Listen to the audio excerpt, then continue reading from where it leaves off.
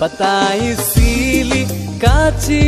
tong phong la le nang penne kang hon ka chilong batai sili kachi tong phong la le nang penne kang hon ka chilong charnam chi ju senga rongong nang pen kapre kang hon nang ne obong nang si ne kang hon ang binong reng so ho ne nang pasang man po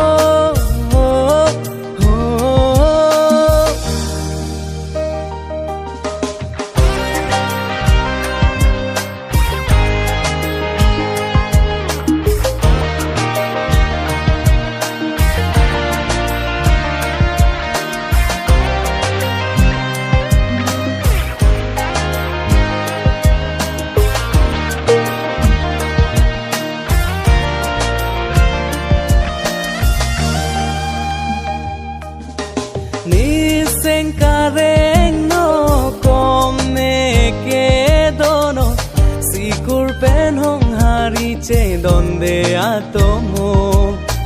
ching bar ke kali lo nang ke sikura jangso mundi pamele do kang hono rengso puncak choklim ne nang pasang manpo rengso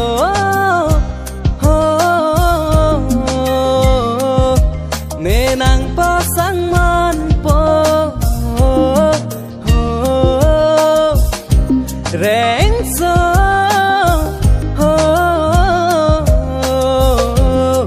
ne ke nang cholo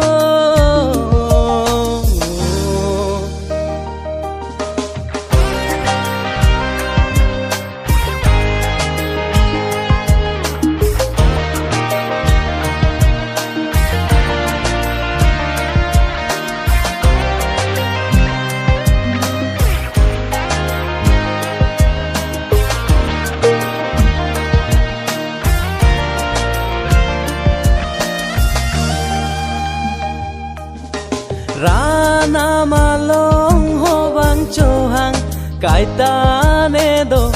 lam ki ho tu re phan pa ve det nang pulo kai ta arvi ar e chelang che rok to grado nang cho kon ji a tu bang pharo bak tu kai ke chum hur ni se nga mon jir so reng so